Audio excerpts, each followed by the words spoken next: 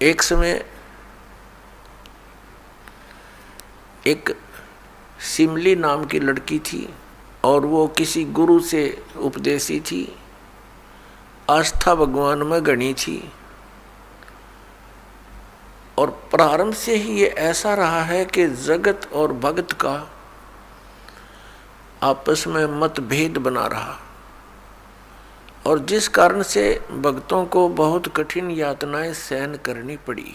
संसार की रीतियां, सांसारिक जो परंपराएं हैं, वो यहाँ इस काल के जाल में रहने के लिए व्यवस्थित है, एक व्यवस्था है। और जो लोग परमात्मा से परिचित नहीं है वो इसी में, इन्हीं में व्यवस्थित है। उस लड़की की बहुत आस्था थी। नगर के बाहर एक साधु का आश्रम था। वो लड़की उस महात्मा को आहार करा के आती थी, उनकी सेवा भी करती थी और शाम के समय अपने घर आ जाती थी।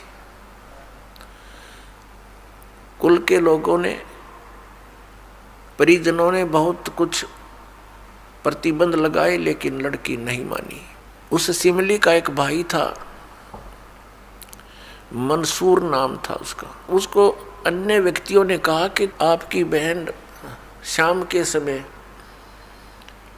और गैर टाइम को वक्त जाती है संत के आश्रम में।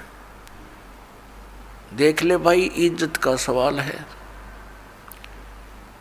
और पूरे नगर में चर्चा चलती है अपनी बहन को बनाकर।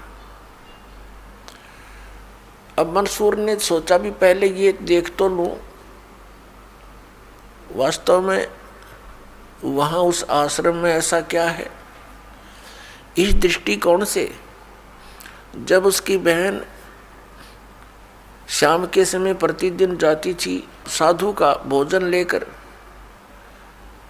जिस दिन घरवाले भोजन नहीं देते थे तो वैसे जाती थी, उनकी सेवा कराती थी, कोई कपड़े धोआती थी, कुछ देर उनकी चरण दबा देती थी।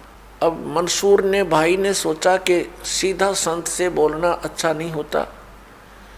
साधु संत बड़े सहनशील होते हैं और सिद्धि युक्त होते हैं। अपराध के विषय में कुछ उठपटांग कहना हानिकारक हो सकता है।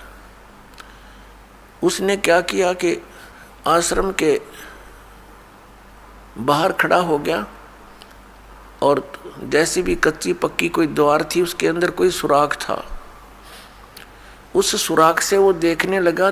छोटा सा आश्रम था, को 100 गज का होगा, गणित करना 150 गज का, और उसमें एक झोंपड़ी डली हुई थी। संत जी बाहर बैठे थे, गर्मियों के दिन थे, चंद्रमा की रोशनी थी। तो उसने देखा कि लड़की ने जाके भोजन कराया महात्मा को, फिर बर्तन साफ किए, 1-2 कपड़ा धोआ, फिर महाराज जी के चरणों को दबाने लगी, सेवा करने लगी। तो क्या हुआ कि ऐसे उस महात्मा ने हाथ किया, आकाश से एक अमृत का प्याला आया। संत ने पिया, आधा उस बेटी को दिया। संत ने कहा कि बेटी, इसमें से थोड़ा सा एक नालायक व्यक्ति खड़ा है, उसके भी मार दे एक छींट। इस सुराख के अंदर से जा और उसके भी लगा दे, थोड़ी सी कल्याण हो जा। एक नालायक व्यक्ति खड़ा है। अब उसने जाकर के, लड़की ने आदेश पालन करना था, सुराख में से ऐसे कर दिया। उसने देखा कौन है, कैसे है,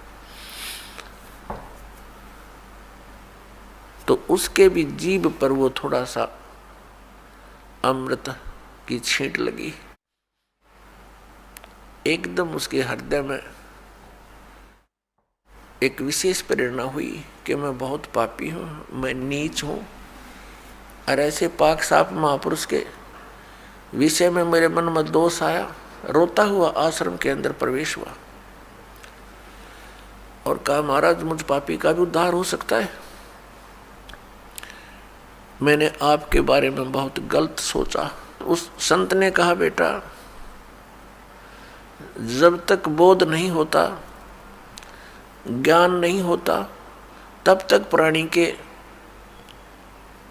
ऐसे अपराध अक्षमा करने योग्य होते हैं। और बेटा कोई जानबूझ कर करोगे, दीक्षा उपदेश लेने के बाद आपके मन में ऐसा संत के गुरु के प्रति दोष आता है तो फिर आप पाप के भागी भारी बन जाओगे। काफी देर सत्संग सुनाया।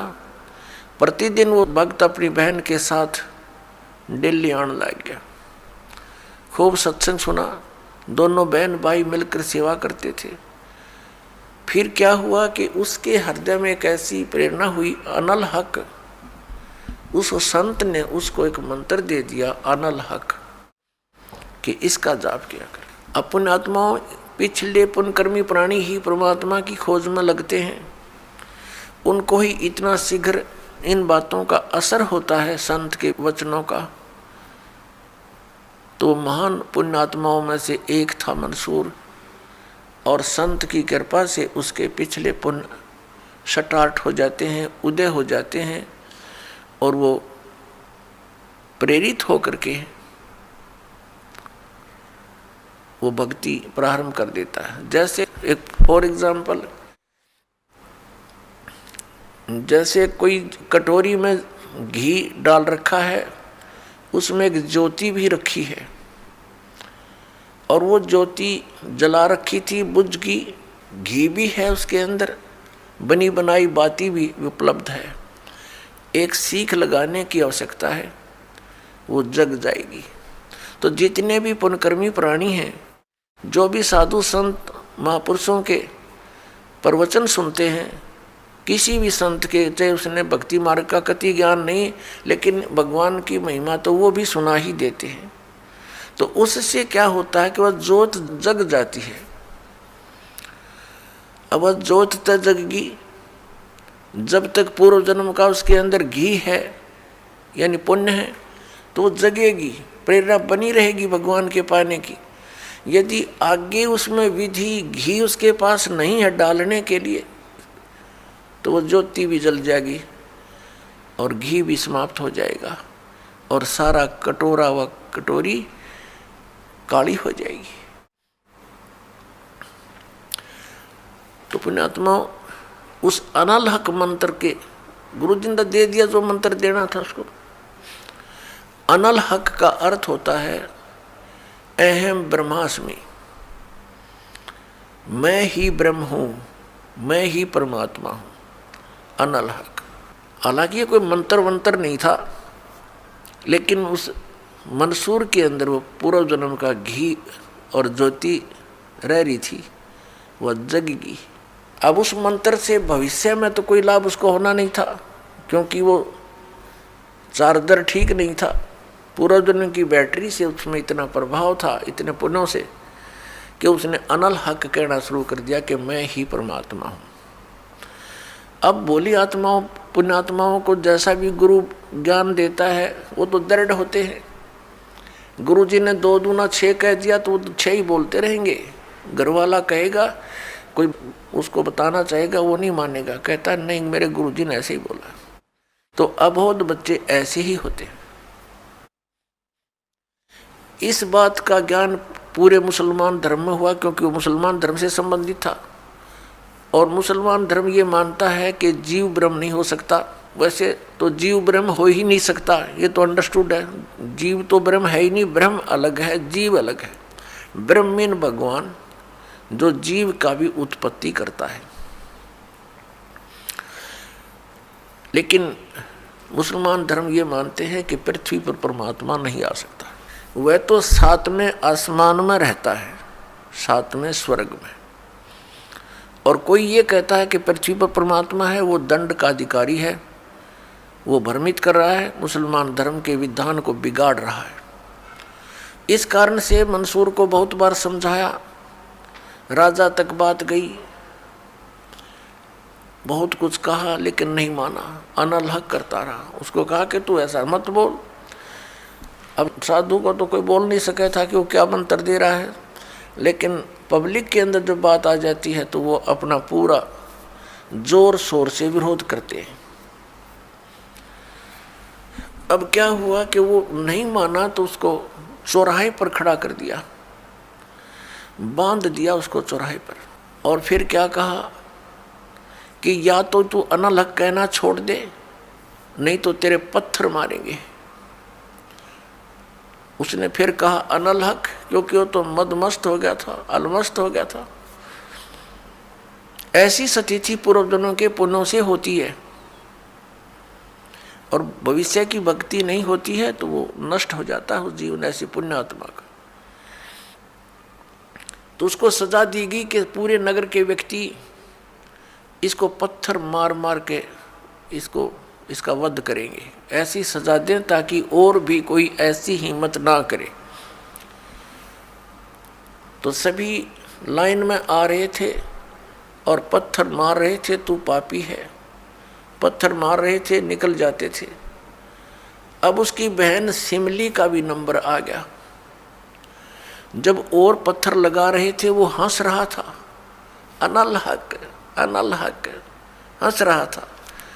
और जब उसकी बहन सिमली का नंबर आया वो भी लाइन में खड़ी थी, तो बहन ने सोचा पत्थर तो मैं नहीं मारूंगी, लेकिन लोक लाज में आके उसने फूल उठा लिया कि मैं फूल मार आऊंगी उसके। यहाँ ये लोग भी ना मेरा विरोध करेंगे और भाई का चोट भी ना लगेगी। उसने फूल मारा, फूल मारते ही वो रोने लग गया, बहुत बुरी तरह रोने लगा। तब सिमली ने कहा कि भाई लोग तेरे पत्थर मार रहे थे, उनके पत्थरों से नहीं रो रहा था, और तू मेरे फूलते रोने लग गया। अरे ये कोई चोट थोड़ी लगी तुझे? उसने कहा सिमली ये तो अनजान थे, इनका मुझे दुख नहीं था, तू तो परिचित थी मैं किसके ऊपर फिदा हो रहा हूँ। और तेरा हाथ कैसे हो गया नालायक मेरी तरफ? तूने भगवान की तरफ हाथ कर दिया, मैं भगवान के लिए ड्यूटीड हूँ, और तूने क्या समझा फिर ज्ञान को? न्यू रो रहा हूँ, तेरा जीवन बर्बाद हो गया, तूने ज्ञान समझा नहीं बहन। तेरे फूल का मुझे इसलिए दर्द हुआ, तू तो परिचित थी इस बात में। उसके बाद नहीं मरा वो पत्थरों से, कहने लगा या तो कहना छोड़ दे अनल हक, नहीं तेरा हाथ काटेंगे। उसने कहा अनल हक, हाथ काट दिया। फिर कहा दूसरा हाथ काटेंगे या बंद कर दे, अनल हक। तेरी गर्दन काटेंगे, बंद कर दे, अनल हक, काट दिया। अब उसको गाड़ा नहीं, मुसलमान धर्म में नीचे दफनाते हैं जमीन में, उसको सवा कर दिया काफिर समझकर कि काफिर जलाए जाते हैं, उनकी सोच है। और उस राख को जल में फेंक दिया कि इसका नामो निशान मिट जा दरिया में। कहते हैं वो राख भी, ऐस भी, वो बबूत भी अनल हक अनल हक अनल हक करती जा रही है। और 1000 मंसूर बनकर गलियों में घूम रहे हैं। सबने दरवाजे बंद कर लिए, टट्टी पेशाब निकल गया, लोगों का घबरा गया, ये क्या हो गया, भगवान का भगत था, ऐसा हो कर दिया इसके साथ।